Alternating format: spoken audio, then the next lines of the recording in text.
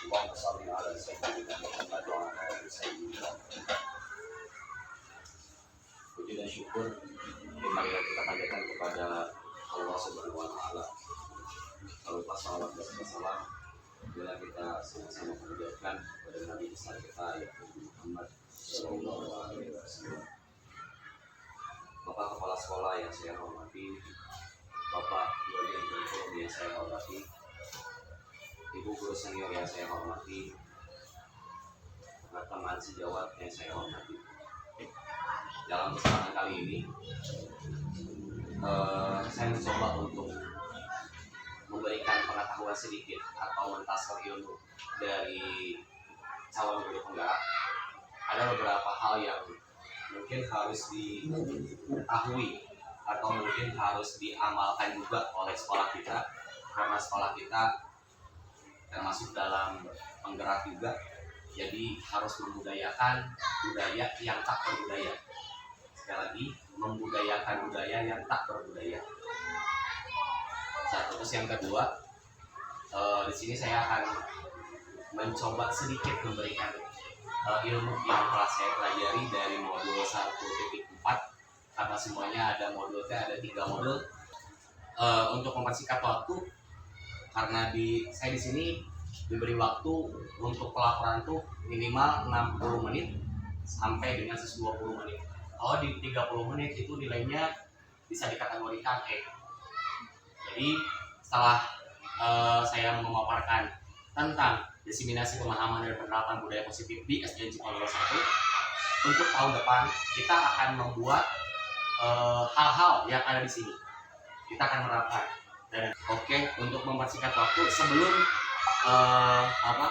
ke pembahasan, di sini ada tayangan agak sedikit bukan sombong ya, agak sedikit memamerkan suara dan mungkin bukan suaranya, lihat kata-katanya di dalamnya.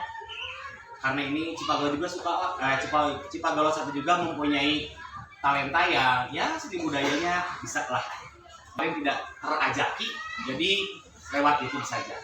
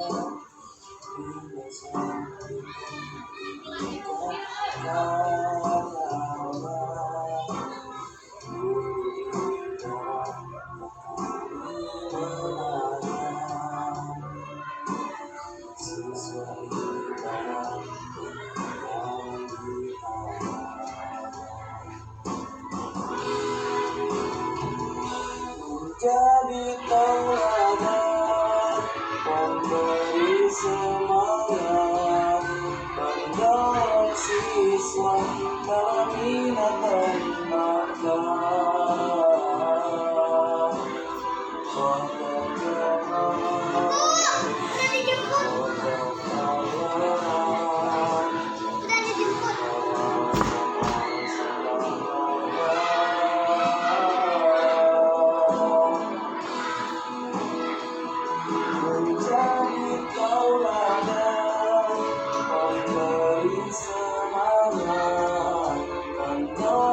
Siswa dalam minat dan bakat.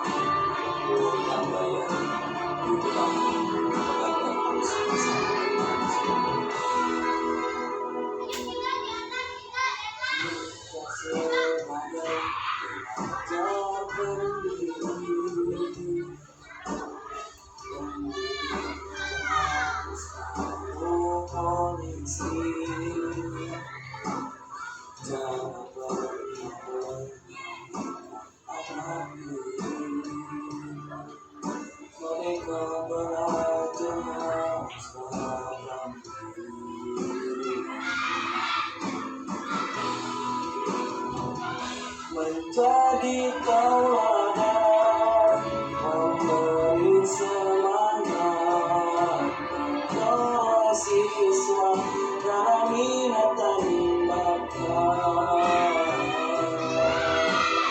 Kotak zaman buat anak, jika sama sadar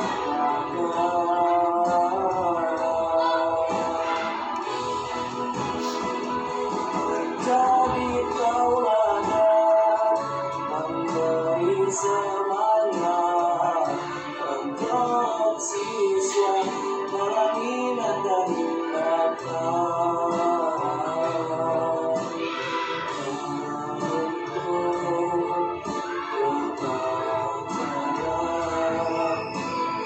Untuk mencapai keselamatan, agar mencapai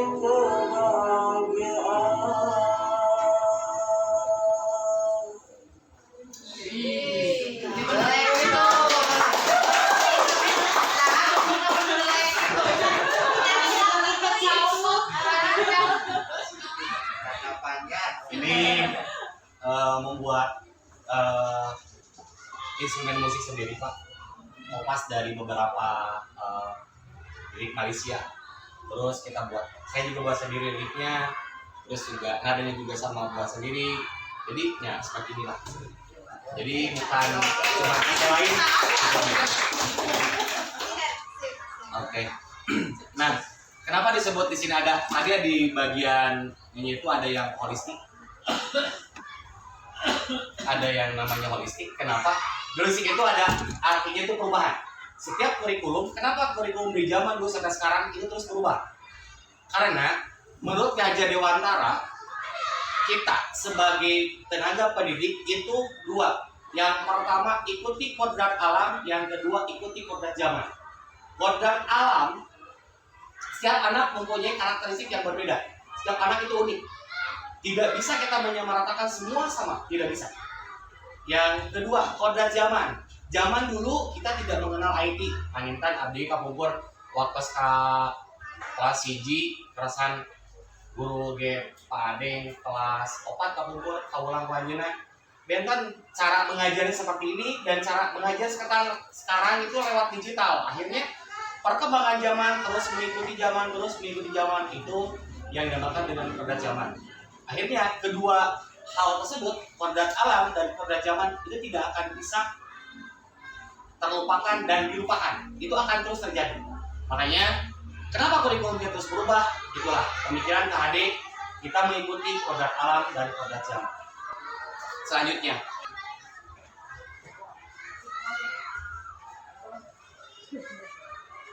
karena kita akan sudah memberlakukan kurikulum mereka oleh Kemendikbudristek dan pendidikan karakter berbasis profil pelajar Pancasila yang menuntun insan pendidikan yang berada di garda terdepan, yaitu para guru.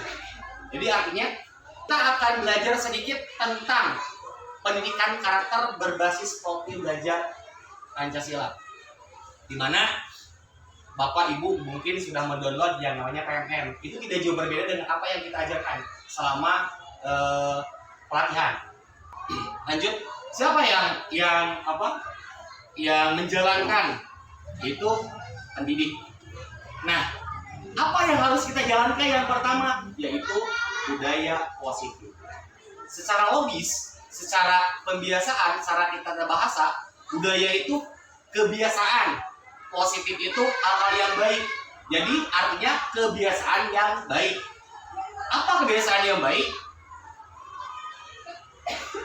Nah, menurut tujuan pendidikan menurut KHD, menuntun segala kodrat yang ada pada anak-anak agar mereka dapat mencapai keselamatan dan kebahagiaan yang setinggi-tingginya, baik sebagai manusia maupun sebagai anggota masyarakat.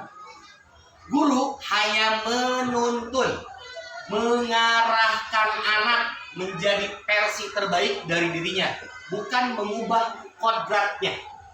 Terkadang jangankan kita sebagai pendidik, orang tua juga, mindset orang tua, anak kudu ranking 1, anak kudu ranking 2, anak kudu nilai 100, itu salah.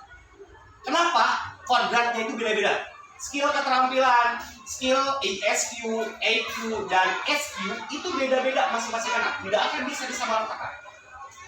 Contoh, di kelas saya kelas 4. Ada anak yang jago dalam matematiknya, ada anak yang jago dalam SDK-nya, ada anak yang sopan santunnya baik. Contoh lagi, di kelas saya ada siswa yang Nasrani, itu akhlaknya luar biasa. Tapi yang Muslim, kok kenapa berbeda? Nah, itu salah satu kodrat alamnya, kodrat zamannya. Mungkin di keluarganya cara pendidikan orang tua seperti ini. Kita untuk kurikulum Merdeka sekarang, guru tidak bisa merubah. Jadi, menurut pendidikan Ki Hajar Dewantara, Ki Hajar Dewantara itu seorang tokoh ulama dan seorang tokoh pendidikan. Dia ulama besar dan juga tokoh pendidikan. Makanya beliau mengatakan guru diilustrasikan sebagai petani dan anak diilustrasikan sebagai berbagai macam benih. Artinya guru kita cuma mengambil benih tersebut ditanam. Kalau seandainya benih tersebut padi, ini padi, tidak akan mungkin kalau kita menanam padi jadi sampul, jadi jagung, jadi pare. Nah, sama anak, kita mau transfer anak, kamu teh kudu pintar. Mustahil. Karena apa? Yang pertama, kita hanya bisa menuntun dan mengarahkan. Berarti lihat potensi anak. Budaya positif ini, kita akan mengarahkan ke menuntun dan mengarahkan. Jadi kalau kita ada budaya positif ini, kita akan bisa menuntun dan mengarahkan. Next slide. Budaya positif. Emang pertanyaan Abi, nanti nyakit ya. Budaya positif adalah suatu kebiasaan yang bernilai positif. Di dalamnya mengandung sejumlah kegiatan yang mampu menumbuhkan karakter murid. Setiap elemen sekolah dari siswa, guru, staf, dan juga kepala sekolah perlu berperan aktif dalam menciptakan budaya positif. Kalau seandainya budaya positif cuma saya sebagai guru penggerak saja, itu tidak akan bisa. Sampai kapanpun tidak akan bisa. Dan kurikulum Merdeka tidak akan bisa tercapai kalau seandainya budaya positif ini tidak diterapkan di sekolah. Karena yang dimaksud dengan kurikulum Merdeka bukan dalam artian anak bebas ngajar di mana, dari, dan lain sebagainya, bukan. Yang namanya merdeka itu adalah kedisiplinan yang kuat. Itu menurut Ki Hajar Dewantara. Sekali lagi, kemerdekaan adalah kedisiplinan yang kuat. Kita bisa merdeka, kita bisa belajar yang kuat, kita bisa menggapai sesuatu karena ada kedisiplinan yang kuat. Jadi kita bahas apa sih disiplin? Mindset kita ubah dulu. Sekali lagi, mindset kita yang dulu dari KBK, KTSP, dan kurikulum yang lain, kita pindah dulu sekarang. Beda paradigma, beda pemikiran, beda cara, beda pola juga. Nah, kita belajar adalah modal besar pengajar. Silahkan dipikirkan benar atau tidaknya, belajar adalah modal besar pengajar. Kita belajar, kita mencari, kita menimba ilmu. Bahkan dalam hadis kata Pak Ustadz mengatakan tolabul ilmi faidatun ala kulli muslimin wal muslimat dalam hadilah di, bukan cuma mencari ilmu teh Islam mungkul agama mungkul, enggak. Ada juga yang non agama dalam artian keduniawian. Boleh kita cari, dapat pahala juga. Next. Nah, dalam budaya positif, apa saja sih yang harus diterapkan dalam budaya positif? Nih, satu, disiplin positif dan nilai-nilai kebijakan. Yang kedua, motivasi, hukuman, dan penghargaan restitusi. Yang ketiga, keyakinan kelas. 4, kebutuhan dasar manusia. 5, restitusi. 5, posisi kontrol. Dan ke-6, segitiga restitusi. Ke-6 poin ini harus ada sekolah. Ke-6 poin ini harus ada sekolah supaya menjadi budaya positif. Kalau tidak ada dari 5-6 poin ini, maka budaya positif tidak ada. Nomor 1, disiplin. Nah, kita akan bahas tadi tentang disiplin. Disiplin dan positif dan nilai kebijakan. Kebanyakan orang menghubungkan kata disiplin dengan kata tertib, peraturan, aturan, langgaran, harus patuh, cenderung menghubungkan dengan hukuman. Disiplin lebih cenderung karena hukuman. Nah, kayak kata wayak kieu. Nah, kata Kade yang tadi katakan ada kemerdekaan, di situ ada kedisiplinan yang kuat. Ketika sekolah kita ingin maju, bukan dalam artian kita harus mengadakan kedisiplinan berbasis hukum. Kita akan ubah mindset itu. Kedisiplinan berbasis hukum itu akan menekan anak, bahkan bisa menjadi hal-hal negatif, kata Pak Ustadz Bapak Gintan. Akhirnya anak-anaknya jadi seudon. Dengan seperti ini akhirnya jadi seudon. Kita akan berubah mindset kita tentang disiplin itu sendiri. Lanjut. Nilai-nilai kebijakan. Oh iya. Nilai-nilai kebajikan adalah sifat-sifat positif manusia yang merupakan tujuan mulia yang ingin dicapai setiap individu. Kadang kita bertanya, lamun sabar, tawakal, terus qanaah dan lain sebagainya. Ini kan punya maksud. Pertama, mungkin bisanya karena Allah. Yang kedua, pingin nyaman dengan orang lain. Yang ketiga, nilai-nilai kebajikan ini juga bisa juga bikin menjadi satu hal yang ya dilihat lebih berbeda dengan yang lain. Menurut Dr. William Glasser pada teori kontrol 1994, dia mengatakan setiap perbuatan memiliki suatu tujuan apapun. Bukan cuma kita sebagai pendidik, kita juga sebagai individu kita sendiri. Kita berubah awas kita karena punya tujuan. Kita ke Cipagolo 1 mengajar karena punya tujuan. Tujuan apa? Terus, ya. Meskipun orang memberikan telat ya? ya seperti itu. Setiap perbuatan apa yang kita lakukan sudah ada tujuan. Nah, hal itu.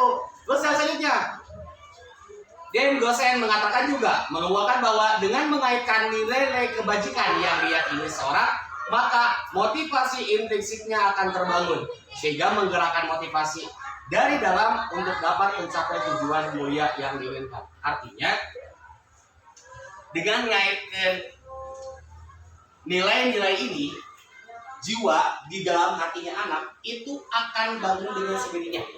Terkepaksa bahasa Sunda nama. So, lamun enak ieu, enak itu akan kepaksa.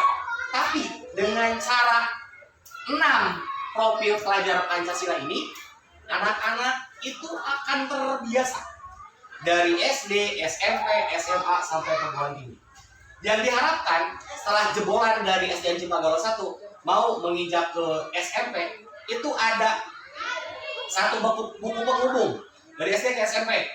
Karakter ini seperti ini loh, dari profil Pancasila ini. Nah, ketika nanti dibuka oleh SMP, oh ternyata anak ini punya karakter seperti ini, punya kebiasaan seperti ini. Itulah tujuan dari kurikulum Merdeka, bukan lebih kepada skill anak dalam berbagai bidang, tapi karakternya, karakter sopan santunnya. Kalau Pak Ustadz Jamal, antara ilmu dan adab ya, azab. Antara ilmu dan adab, paling pertama itu adalah adab. Ya Bang Intan ayeuna contoh kecil kieu. Orang-orang nu di atas pinter kurang main Bu. Pak, abdi ge panggil nama ieu di luhur. Kurang main kurang kumaha. Tapi karena ilmu teh ya mungkin dan karakternya yang tidak dibentuk, akhirnya korup, akhirnya geser, karakternya kita bentuk dulu. Profil pelajar Pancasila 1. Beriman bertakwa kepada Tuhan Yang Maha Esa dan berakhlak mulia. 2. Mandiri. 3. Benar kritis. 4. Berkebinekaan global. 5. Bergotong royong. 6. Kreatif. Next step. Nah, ayeuna panginten dipasihan tugas. Bisa tugas. Upami ibu nyimpangan ditanya Mas. Emas, aya emas, aya angkos, aya tangan video. Wabi di piwarang, Bu, kayak kali Pak, kadieu teh eta artos. Bari maskeun mau apa? Kayak deui. Sesuai dengan Artos ya, di dieu teh aya jutaan, aya miliaran, nya di ieu teh lah, umpama teh. ATM di dieu. Wabi di suwunkeun, Bu, eta teh kali abdi we. Masih apa? Ayo masih kan dari kalangan. Wabi dipaksa. Pada masih kan wabu. Dipaksa nih. Kalau siapa? Kenapa ibu bisa bilang seperti itu? Kenapa bapak bisa seperti itu? Diajarkan dulu waktu SD? Enggak kan? Karena itu berada pada posisinya kontrol atas dirinya sendiri. Kita nolak itu teh karena kita mau kontrol gitu ya. Kalau saya enak mempunyai kontrol emosi dan diri, mangawe hanya bis. Nomor 1 sama nomor 2 bervariasi jawabannya. Nah, anaknya dibutuhkan seperti itu. Ketika dia punya keyakinan, ketika dia punya kontrol, dia akan nolak. Secara langsung berjuara, tolak itu. Dia akan sendirinya dengan menolak. Sama halnya seperti tadi. Yang ketiga, pertanyaan ketiga, siapakah yang sesungguhnya memegang kontrol, yang menutup kepala tangan atau yang berusaha dengan segala cara untuk membawa kepala tangan rekannya? Jawabannya mungkin diri kita sendiri. Yang merubah itu bukan kita, tapi anaknya sendiri. Kita cuma menuntun dan mengarahkan. Saudara tema, lamun menuntun, teh bu, sanes di mana? Saya di payung. Di pangkar nggak digigir, di pangkar bu. Abi digigir mah saya sih. Gimana? Yo, nongkrong. Ingorso sing tulada. Ketika ibu berbuat baik, anaknya bakal jadi baik. Ketika ibu bohong, ya meskipun tidak secara kontan, tidak secara langsung, itu akarnya tulisan. Ayat 2, malaikat tuh. Bukan lagi ditulis, dia bohong. Suatu hari anak oge pasti bakal bohong. Lalu turuna umpamana tahun teh tesongnya, siapa tahu lagi bakal tesongnya. Dan itu hukum alam, hukum kodrat alam dan zaman. Bikin kawas tadi, maka sahur Bapak Ki Hajar Dewantara, antara kodrat alam dan kodrat zaman paling pertama imunisasi itu apa? Aja. Seorang psikiater dan pendidik Dr. William Glasser dalam kontrol teorinya meluruskan berapa miskonsepsi. Miskonsepsi itu pemikiran yang berbeda tentang satu, guru mengontrol murid. Menurut kali 2 2 kali 2 sama dengan 4. Ada murid yang berpikirnya beda. Contoh, 2 dikali 2 sama dengan 0. Ulawak langsung mempolis salah. Ulawak cari tahu dulu kenapa dia jadi 0. Ternyata dia punya pemikiran, kalau punya tanggal sampai 2 dikali 2 pasti sampai nase 0. Nah, itu hal semacam itu digali anak, bukan disalahkan. Ketika beda pemahaman, cari dulu kenapa dia berbeda. Jangan kamu udah salah lagi. Tentang teori itu menurut psikiater dan Dr. William Glasser salah. Yang kedua, ilusi bahwa semua penguatan positif efektif dan bermanfaat. Kita memberikan hal yang positif kepada anak, itu belum tentu anak akan menerima hal yang baik juga. Contoh, memberikan reward. Siapa?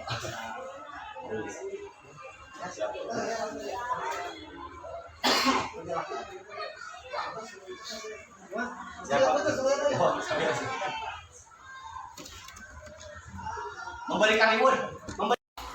Kenapa salah? Kita berikan reward. Budak, kabudah, guru ya kabudah. Lama kelamaan anak akan mempunyai rasa ingin dipuji. 1, 2, mengharapkan sesuatu. Bahwa yang akhirnya kritik dan membuat orang merasa bersalah dapat menguatkan karakter. Jelas, kalau kita berikan kritik pada anak, mereka ulah kieu. Secara kebiasaan kita, mindset kita, itu pasti berubah. Tapi ibu pas abi, di luar, cicing. Ini secara tidak langsung bagus, tapi lebih kelebihan karakter anak kan jiwanya mentalnya beda. Lanjut, orang dewasa memiliki hak untuk memaksa. Menurut William itu salah. Tidak semua orang dewasa karena kita dewasa dan anak hak berbeda ringan. Dan si awe kudu gitu, dan si senengnya kudu kieu. Nah, prinsip-prinsip seperti itu, mindset seperti itu dibuat. Next, kita lanjut ke nomor selanjutnya. Motivasi, hukuman, penghargaan, dan restitusi. Motivasi, hukuman, dan penghargaan secara restitusi. Mana buku alat? Setuju atau tidak? Hukuman dapat mendisiplinkan anak didik. Tidak selamanya. Sekali lagi, hukuman dapat mendisiplinkan anak didik. Setuju atau tidak?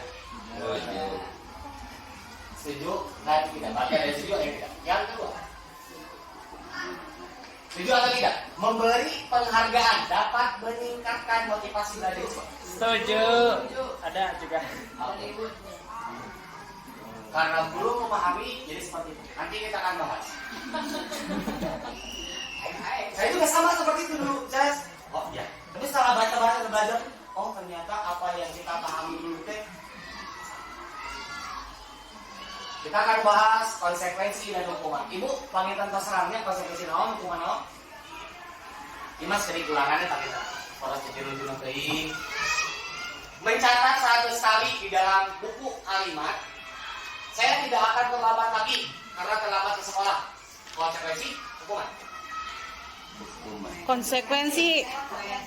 Sekali lagi, mencatat 100 kali di dalam buku kalimat, saya tidak akan terlambat lagi karena terlambat ke sekolah. Konsekuensi. Kita lihat. Nah.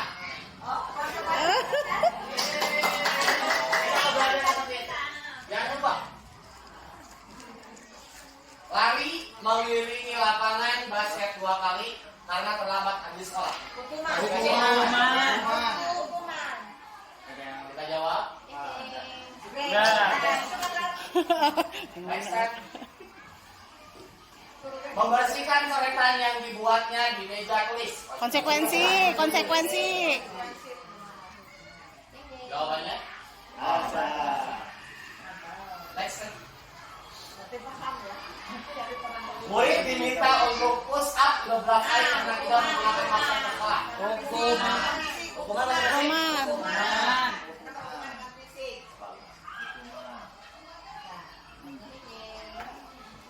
Lanjut. Masih banyak. Menggantikan kertas tugas teman yang tadi coret-coret. Konsekuensi. Nah, jawabannya. Konsekuensi. Tidak makan yang pakai dulu. Guys. Berjemur di lapangan basket pukul 12 siang karena membuang teman. Hukuman.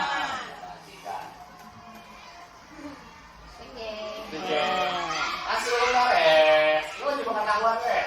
Murid diminta bertelanjang kaki sepanjang hari karena tidak menggunakan sepatu warna hitam sesuai peraturan sekolah.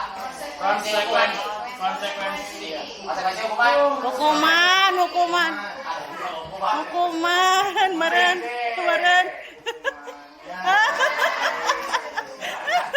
Lanjut. Masih rekan-rekan yang akan konsekuensi dan hukuman. Berdiri depan kelas sambil mengatakan. Konsekuensi hukuman. Baik. Membersihkan tumpahan air di meja. Karena Konsekuensi. hukuman.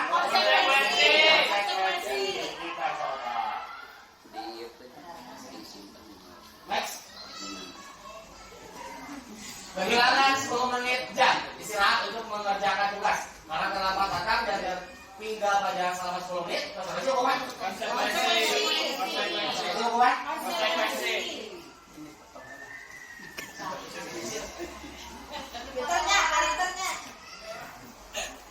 Duduk di bangku di pinggir lapangan pada jam istirahat dan diizinkan bermain oleh guru piket karena mencederai teman saat bermain di lapangan.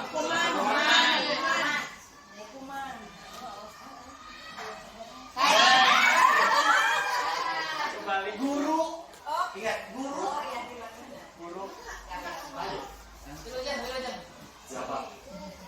Terlambat hadir di pelajaran daring 12 menit dan diminta untuk 13 menit sesudah kelas selesai untuk membahas ketinggalan pembelajaran. Ini 2 kali ya, salahnya. Iya.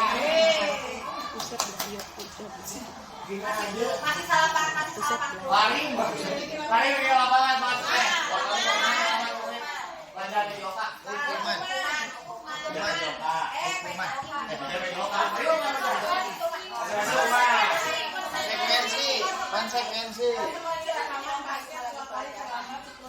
Kata dasar awal tadi simpan dulu paradigma dulu, jadi paradigma baru. Kalau kayak jadi selesai, sedia. Baca coba. Masih kecil kumat.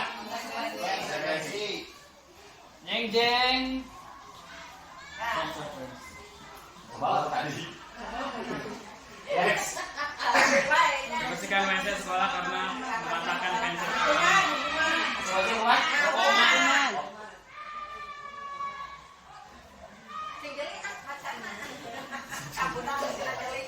Nah, gitu. Bagian karena ibu sudah memahami tentang konsekuensi dan hukuman, berarti ibu udah tahu. Kita mau gunakan kelas GT karena fisik berarti karena hukuman. Non fisik berarti konsekuensi. Konsekuensi lebih kepada akibat dari perbuatan itu apa? Ketika anak tengah jaga tugas, orang tuh bicarakan baik karena poin. Kayak berdasarkan kami mikir. Orang gini letik, perantaraan orangnya tengah jaga tugas. Nanya orang di jauhan batur, perantaraan orang teh pedagog. Kasar. Jadi jangan memberikan hukuman ke konsekuensi. Akhirnya kayak punya kontrol diri. Dari konsekuensi akan punya kontrol diri. Nah, sekarang next ke konsep pembentukan keyakinan sekolah. Ini yang akan dibahas tentang keyakinan kelas. Dari kelas 1 sampai kelas 6, kalau misalnya sih tahun ajaran baru. Tahun ajaran baru kita buat keyakinan kelas untuk menjadi konsekuensi. Nah, prosedurnya, 1, mempersilahkan warga sekolah atau murid di sekolah untuk bercurah pendapat tentang peraturan yang perlu disepakati di kelas. Pami abdi mah ngadamel sareng urang kali teh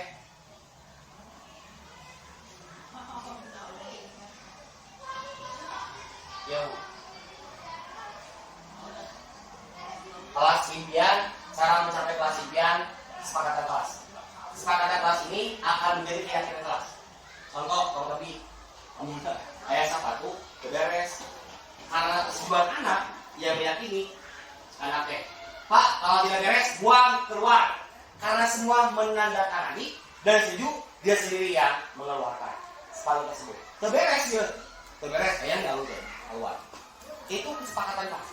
Dan bukan kita yang menyelenggarakan dan membuat aturan, tapi mereka sendiri yang membuat aturan.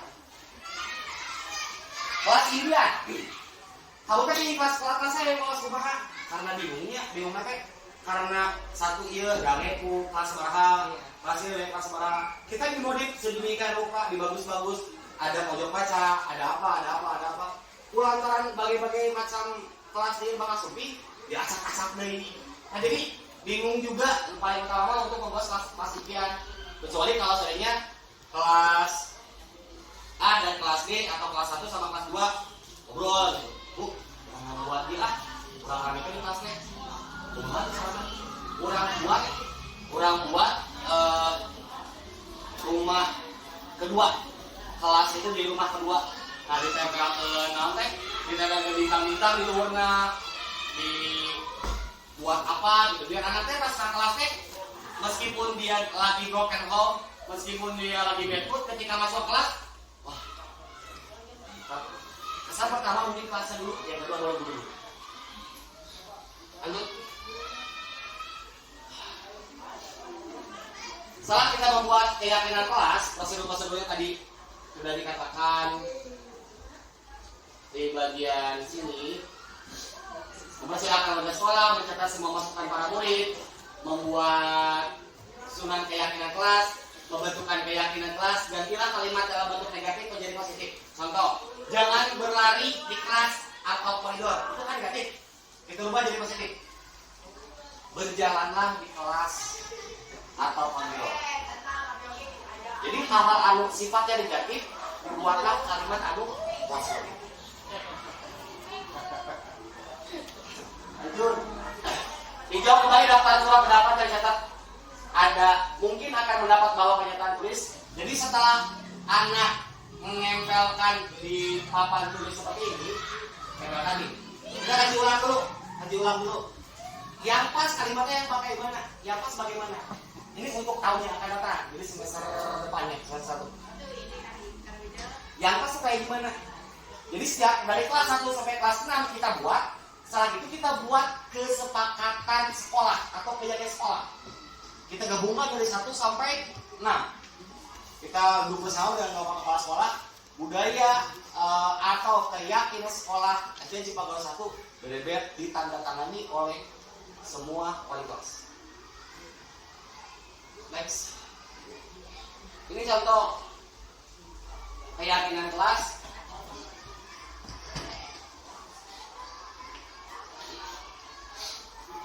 Ini potongannya. Nah, untuk kelas 1, setiap anggota kelas perlu belajar. Ini keyakinan kelas. Yang kedua, setiap anggota kelas perlu senang. Setiap anggota kelas perlu melakukan tugas. Setiap anggota kelas perlu saling menghargai. Yang terakhir, setiap anggota kelas perlu merasa aman. Itu untuk keyakinan contoh keyakinan kelas 1. Yang kelas 5, selalu bersikap positif. Yang kedua, senantiasa menjadi diri terbaik, percaya dan menghormati orang lain serta barang miliknya, berkomitmen terhadap setiap tugas, senantiasa membantu. Pertanyaannya, Pak, ini sudah dibuat seperti ini, terus ada anak yang melanggar keyakinan kelas ini, bagaimana? Nah, kita bahas ini ada. Bagaimana caranya? Kita gak harus ngegor, kita gak harus kita harus ngomong. Ya, kemarin Pak Ferry menyuruh 5 orang anak menilai saya dan dibilang mengatakan anak-anak Pak Serima kalau kamu teh ya alhamdulillah dan merasakan itu ya karena bukan benci tapi karena pengen kata anak itu lebih baik. Lanjut. Setelah keyakinan ini dibuat,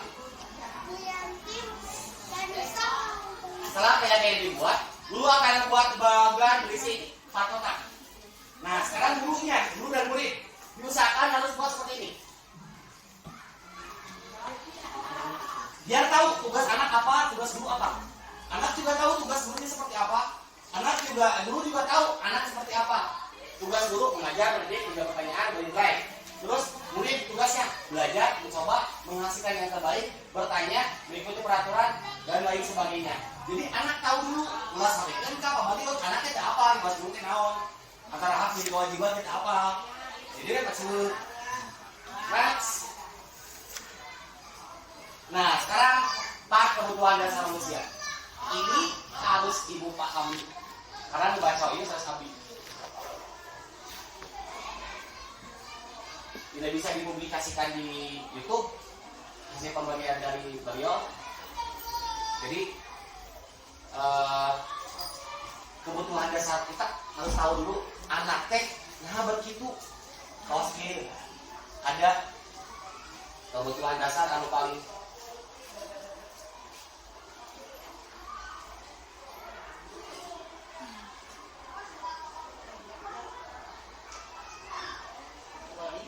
iya sepertinya harus di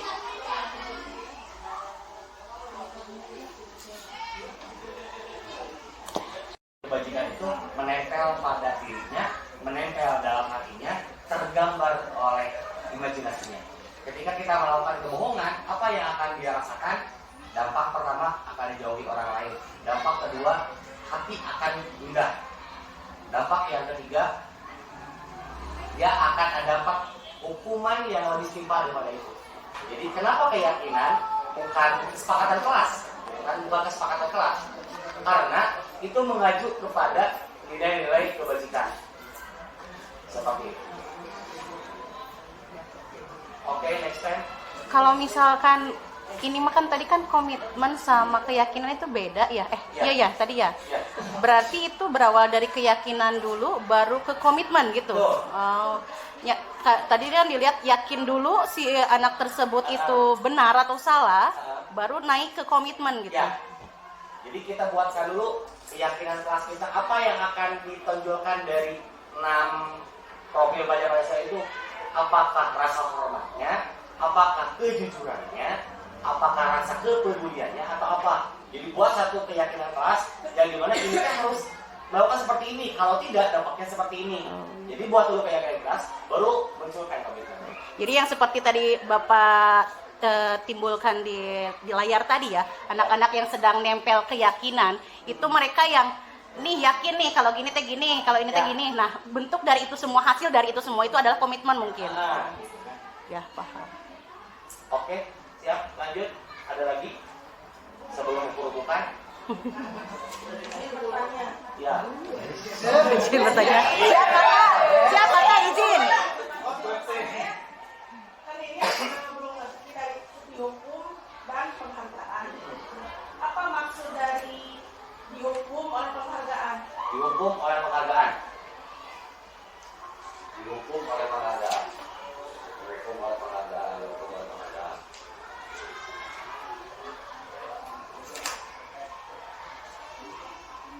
Jadi ada. Nah, dihukum oleh penghargaan. Pas orang mah. Pasalnya ada penghargaan bukan hukuman begini. Padahal pujian. Iya, kalau kita ngelakuin yang baik gitu tak ada penghargaan. Nah, menurut Alif Kohn mengatakan baik penghargaan maupun hukuman adalah cara mengontrol seseorang yang menghancurkan potensi untuk pembelajaran. Jadi memberikan pujian, memberikan penghargaan, memberikan reward itu bisa menghancurkan proses pembelajaran anak, potensinya. Bisa jangka pendek, bisa jangka panjang. Jangka pendek. Nah, anak ngarep. Anak ngarep. 2 kali 2, 4. Jadi dari permen. Itu kan 2 kali 2, 4 dari permen terakhir. Panah, coba duit pemana. Kan barang seperti itu. Jadi bukan keyakinan dalam hatinya bahwa mereka tuh bukan jawab dia, mereka tuh jujur ya. Jadi dampak dari penghargaan seperti itu. Hukum oleh penghargaan. Sekali 2 kali. Namun orang Sunda mau disebutnya teh nyaon, nyah dulang, nyah non gitu tuh mereka. Kasih. Oke. Bagaimana Pak Bu? Cukup? Hari itu, oh iya. Tadi kan sama Pak Titi sudah dikatakan antara konsekuen dan Konsekuensi dan hukuman. Ya. apakah memang untuk kegiatan pembelajaran pembelajaran merdeka itu harus seperti itu atau memang pilihan atau seperti apa? Oh, oke. Untuk kurikulum yang akan datang itu tidak akan ada hukuman. Kita akan buang hukuman. Berarti dengan konsekuensi. Jadi tidak ada lagi kelas dari kelas 1 sampai ke kelas 6 hukuman. Itu buang menjadi konsekuensi. Jadi weekending. Oke, silakan. Atau berarti gini kadang ya, misalkan anak-anak teh sudah keyakinan ya, kayak tadi ditempel terus di keyakinan teh. Terus jadi komitmen tuh. Itu berarti harus selalu ada dong di ruangannya ya. Kadang si anak teh kieu, alah naon ya misalkan kamu ngelakuin kesalahan nih, komitmennya apa? Emang apa ya komitmennya? Berarti itu harus tertempel selalu gitu. Ya. Gitu. Jadi si anak teh mun dina ngelakuin kesalahan teh inget mun ninggali kanu naon konsekuensi itu gitu ya. Konsekuensi saya itu karena telah melakukan ini gitu mungkin. Ya. Itu kan harus Sebagai jadi remindernya anak tersebut gitu. Itu harus dipang-pangkan juga, boleh pakai apa baligo atau spanduk atau sepatu pangkat biasa boleh, boleh menggunakan juga benkator boleh, silakan. Yang penting itu terbaca sama anak dan ketika anak lihat itu, oh iya harus seperti ini, oh iya harus seperti ini. Itu satu. Yang kedua, untuk dalam proses keyakinan kelas, syarat yang paling pertama itu menumbuhkan dulu anak, menumbuhkan dulu karakter apa sih yang anak gak suka. Jadi dia tahu, saya gak mau seperti ini.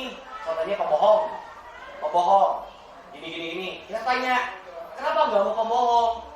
Alasannya gini. Kalau pembohong, nanti selain saya dijauhi sama orang lain, saya juga akan mendapatkan hal yang buruk juga dari orang lain. Terus gali, dan dia akan tahu ketika dia berbuat seperti itu, hasilnya seperti ini. Ketika berbuat jelek ini, hasilnya seperti ini, konsekuensinya seperti ini. Jadi kita menanamkan semacam itu lewat pamflet atau lewat keyakinan kelas yang paling sepakati. Terus selanjutnya, selain kesepakatan kelas, kita tambah lagi. Ini mah tidak ada memang dari CGP, tidak ada. Cuma ide saya sendiri. Ide saya sendiri mudah-mudahan bisa terpakai untuk semua. Kita buat harapan orang tua. Kenapa tidak membuat harapan orang tua? Tetapi kita punya harapan. Kita buat tempat atau satu pamflet di mana harapan orang tua, ingin kamu teh anak seperti ini, ingin kamu teh cerdas, ingin kamu teh soleh, ingin kamu teh bagus, ingin kamu teh gimana. Coba buat seperti itu, terus tempel. Dan anak nanti lihat, oh ini keyakinan kelas, oh ini harapan ibu sama ibu sama ayah, ini harapan kakak. Jadi dia termotivasi. Satu termotivasi, kedua terbayang. Sampai kamu terbayang, rumah kedua dari rumah itu sekolah. Di pas ke sekolah teh lihat, oh iya, Mas Kadir, si mama, berarti baru kieu. Lama-kelamaan terus sering lihat, singkat berubah. Mudah-mudahan mau si Yasin, lamun dihafalkan pasti esek. Tapi sering baca surat Yasin pasti bakal apa? Harus selesai. Sama anak. Seperti itu konsekuensi cara membuatkan karakter anak gitu. Silakan, ada lagi? Penasaran kayaknya tentang keyakinan dah aku. Siap.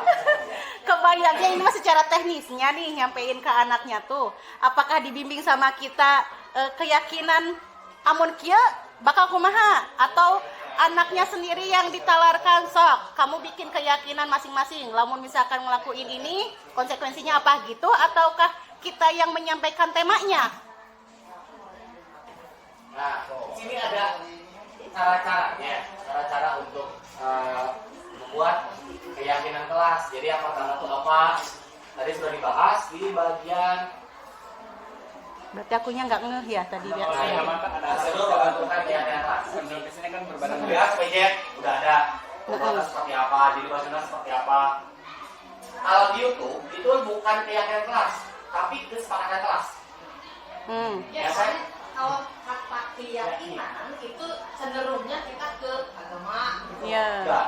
Ya ini mah.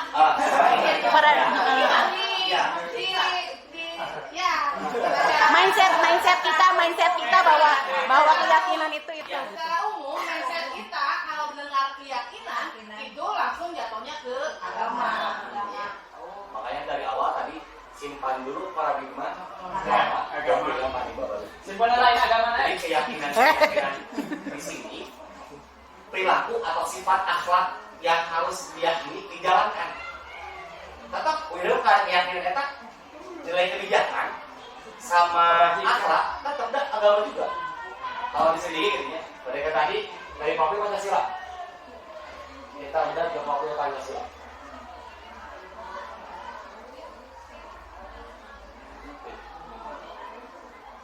Beriman bertakwa kepada Tuhan Yang Maha Esa, Qul huwallahu ahad, Allahus samad.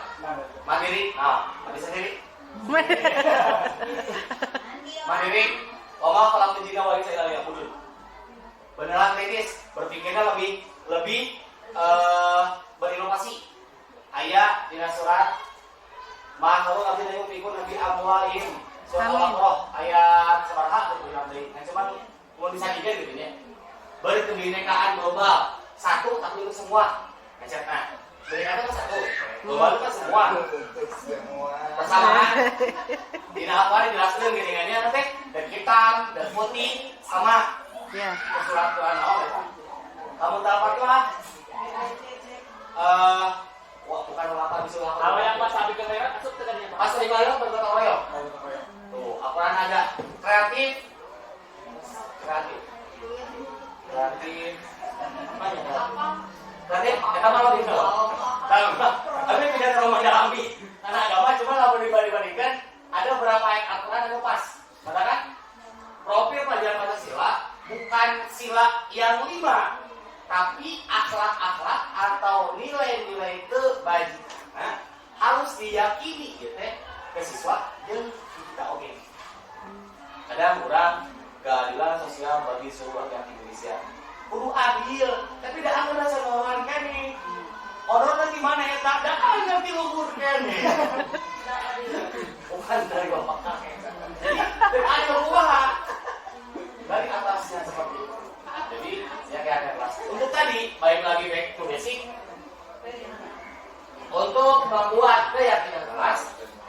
panduan-panduannya. Ini panduan-panduannya cara membuat keyakinan sekolah atau keyakinan kelas. Jadi bikin dulu poin-poin kira-kira apa yang mau ditanamkan ke anak gitu sih keyakinan tersebut gitu. Kalaupun semua kelas Pak. Satu kelas, satu Berarti kalau misalnya kita duduk bersama nih untuk membuat keyakinan sekolah. Nah, itu apakah berlaku nantinya kita sosialisasikan ke tiap kelas? enggak, dari kelas dulu. Dari kelas sudah memiliki keyakinan kelas. Dari kelas dulu, alurnya. Ya, pertama dari kelas dulu. Setelah selesai dari kelas, kita rempuk semua dari kelas 1A sampai kelas 6A. Semua duduk bareng-bareng. Pak, ini keyakinan kelas 1A, kelas 1B, sampai ke 6C. Jadi tidak menutup kemungkinan berbeda. iya Tidak betul. mungkin berbeda. Dan nanti akan kita buat kesimpulan. Ini yang mana? Yang untuk sekolah. Apakah lebih ke budaya? Budaya yang terlupakan tadi. Contoh bahasa Punten, bahasa Punten atau silap dengan Iya. Nah, budaya kedua itu umpamanya apakah itu kah? Ataukah yang lain? Ataukah hal-hal yang baru? Contoh keminat bakat anak ke eskul atau ke eksak atau yang mana? Jadi kita lihat dari 1 sampai 6. Oke. Jadi bisa misalkan pas waktu kita bikin keyakinan saat itu ya duduk bersama bareng katakan waktu tersebut. Tapi setelah kelas kelas sama anak tadi. iya sama anak. Terus misalkan pas pertengahan udah mulailah ya si keyakinan itu ditempel dan diyakini ku anak-anak, komitmen tersebutnya udah jalan aja. Terus pas pertengahan ada mungkin kejadian yang memang dalam komitmen tersebut tidak ada, bisa kita input baru gitu. Atau harus duduk bersama kembali bersama anak-anak, nih ada kejadian baru yang kita belum include nih si keyakinan ini ke komitmen tersebut. Bisa entry baru atau gimana? Kalau baru itu kayaknya tidak bisa. Kenapa tidak bisa? Satu, udah kesepakatan. Jadi cari dulu nilai-nilai apa saja yang ingin diterapkan di kelas. Keyakinan kelas, bebek, semua. Kalau udah semua, baru jangan dulu ditanda tangan oleh siswa dan guru. Kalau belum ada hal yang belum ada. Gitu. Kan membuat keyakinan kelas ada hal yang ada. Kalau yang ada yang baru jangan dulu masuk gitu. Bukan, saya bilang. Keyakinan kelas itu ada karena hal yang ada. Sudah pernah dulu terjadi membuat mungkin. hal yang belum ada. Karena sudah ada. Takutnya jadi inspirasi mungkin. Ya. Takutnya jadi inspirasi nantinya gitu. Jadi yang kita lakukan sama Om ini ketika ada kasus contoh, ada hal yang baru bagaimana?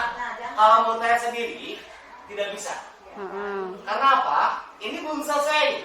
Karakter ini belum tercapai ke anak. Kita simpan buat PR tahun Betul. Ya ibaratnya gini kan tadi yang lima tadi ya, yang tipe teman kah, yang tipe apa tadi manajer kah, yang tipe pemantau kah gitunya. Ketika misalkan kelakuan peristiwa tersebutnya baru, kamu tahu nggak kesepakatan kita kan baru, kita nggak tahu, nah gitu kayak gitu gimana gitu. Jadi kalau seperti itu kan kita udah kita cari dulu, kita bukan kesepakatan ini nih, kita pingin tentang sopan santun dulu. Kita bahas kalau sopan santun sampai ke anak terbiasa sopan santun. Setelah terbiasa sopan santun, terus kita ganti dia yang tadi. Kita ubah, anak-anak kalian bapak lihat atau ibu lihat udah berubah, keyakinan kelasnya udah mulai yuk kita ganti yuk. Kemarin ibu mulai ini. Jadi bisa jadi dalam 1 tahun atau 6 bulan beberapa kali keyakinan kelas bisa jadi seperti itu. Nanti keyakinan itu akan ditambah apabila sudah mencapai target. Ya. Sudah membudaya gitu. Betul. Sudah membudaya baru membudaya bisa. dan sudah pas dengan visi misi sekolah. Kalau sudah pas visi misi sekolah, udah next lagi. Dan nanti dalam pelajaran profil pelajaran Pancasila itu lebih ke action, bukan materi. Oke, pas masih di kelas 4, di sini kayak ibu sekarang harusnya sekarang masih kelas 4, profil Pancasila action. Jadi nanya gitu teh gini, karena memang saya kan tidak mengajar ya. Kalau seumpama misalkan bertemu atau misalkan menemukan kejadian yang anak seperti ini, komitmen di kelasnya dia seperti apa? Ya mungkin Tini juga harus tahu mungkin ya keyakinan di masing-masing kelasnya gitu. Iya, tadi kan ada kesepakatan kelas, kesepakatan sekolah. Ibu Tini, ada kesepakatan. Oh iya Pak, maaf ya Pak. Ada kesepakatan sekolah, keyakinan sekolah. Nanti bukan cuma kelas 1 sampai kelas 6, bisa juga di perpustakaan. Iya, nah seperti itu gitu. Sedangkan ke perpustakaan bukan hanya kelas 1A saja, 1B saja, 6A saja, atau misalnya gitu kan pasti kan macam-macam tuh. Makanya ketika nanti mau nyampein teh, nah kesepakatan kelas kalian seperti apa gitu Ya, istilahnya. makanya nanti pas waktu hubungan dari kelas 1 sampai 6 plus dari perpustakaan dan perantau sekolah akan didukung apa aja nih kegiatan sekolah teh. Terus kita yang belum terbiasa apa? Contohnya seperti yang tadi Bu Desi bilang, sekolah lain mah atau di beberapa sekolah sudah terbiasa untuk salam ya dari pagi. Kalau untuk daerah Garut kebetulan CGP-nya banyak dari Garut sama Ciamis. Kalau di Garut ada yang namanya embun. Lembur, Kebiasaan embun. kebiasaan lembur. Embun. Jadi guru teh jam genep sama rapat itu SMK. SMK ya SMK. Nah, sholat udah ada. Yuk, salah syukur dia yuk. Yuk. Mari jangan pada datang. Aku mau marah. Masalahnya abi nu masih acarana abi nu langgaran. Nah, komitmen.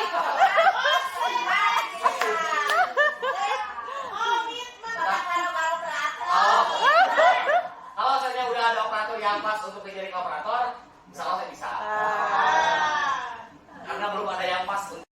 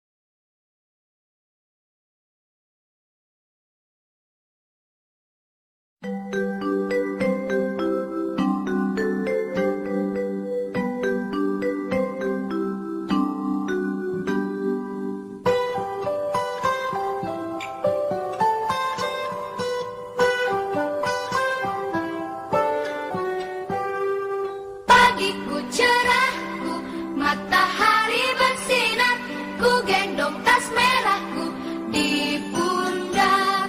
Selamat pagi semua, ku nanti